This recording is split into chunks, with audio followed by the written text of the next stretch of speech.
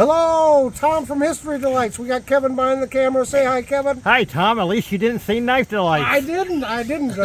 Don't forget, we do have a sister channel called Knife Delights. So anyway, we're sitting here with Gene Stevens, and he is with the Central States Lawmen and Outlaws Historical Association, and that is a mouthful, but I read your badge, so I got it correct. Right. Okay. And that's just a fancy name for my blog. Your fancy what name it for is. your blog.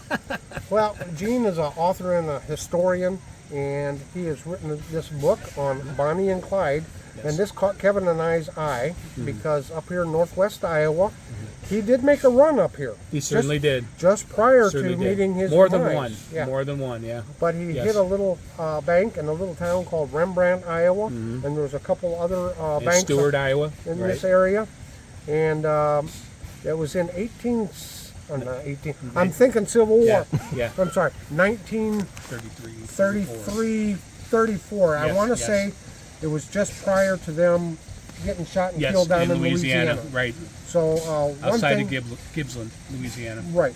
So one thing about Clyde is he loved to drive, and he loved his Ford V8, and he'd drive 100 miles a day. They'd hit a bank 2 or 3 days in a row. Full speed. Way up here, and the next thing you know, 2 days later, he's in Oklahoma, Texas. That's right. He was always on the move. That's right. But what's this book in particular about? So right here? this book is actually a compilation of research material that I pulled together. But the research material I was pulling together was for a future book that I'm working on.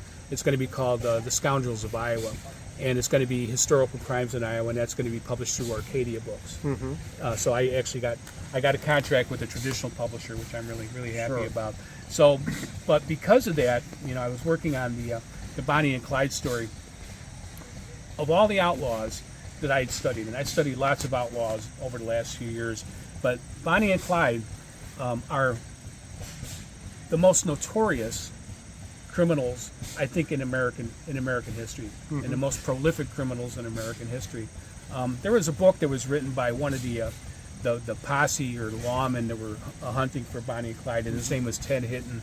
And Ted Hinton wrote the book Ambush, which I recommend anybody who studies Bonnie and Clyde that they get a copy of Ambush. It's a very good book, very well written, by the way.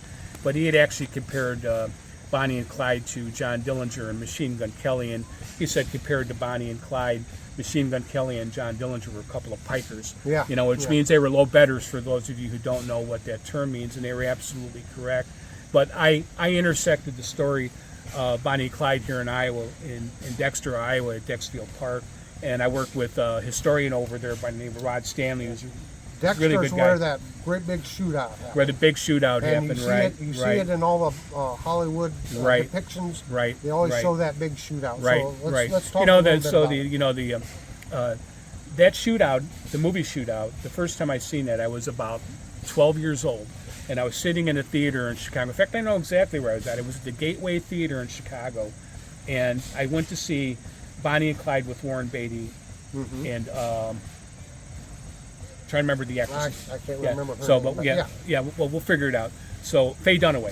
So Warren Beatty and Faye Dunaway, and it had a very big impact on me. And I remember very, very, very distinctly about the shootout, which the Dexter shootout is actually the Dexfield Park shootout was an extension of what happened in Platte City during that time, or down in Missouri.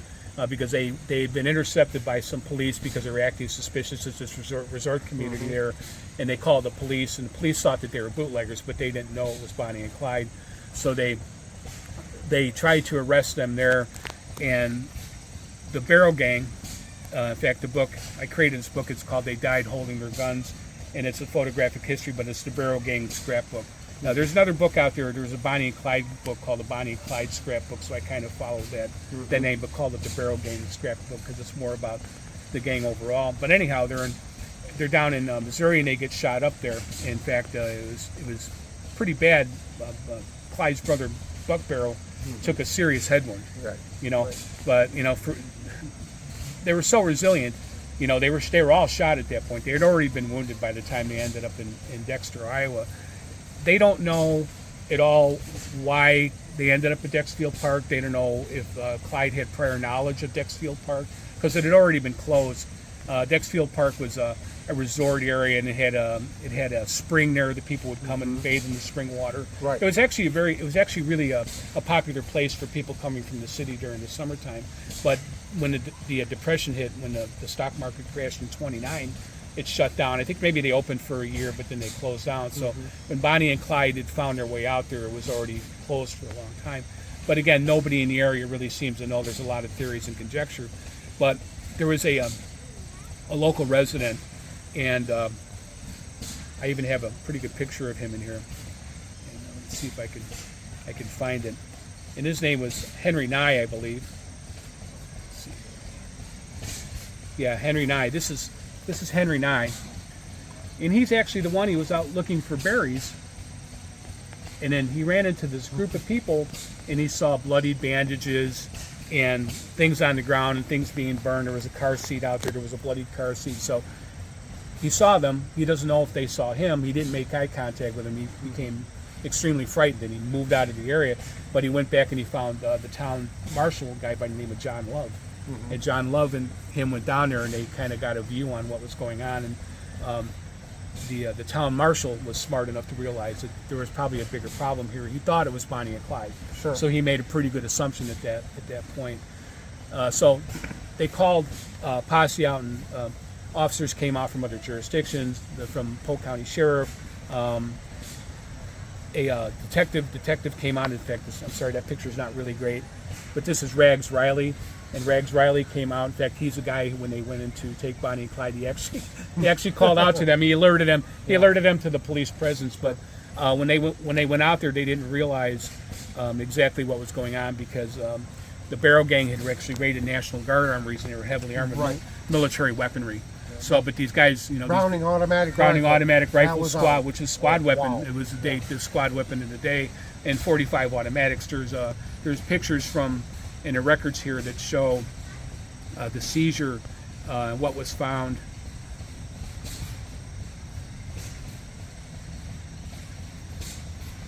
And this is on page 8, and down this bottom picture here, down on the bottom right. These are all the 45s that they were in possession of. They were recovered from Dexfield Park. So they had a lot of armament. They had a lot of ammunition.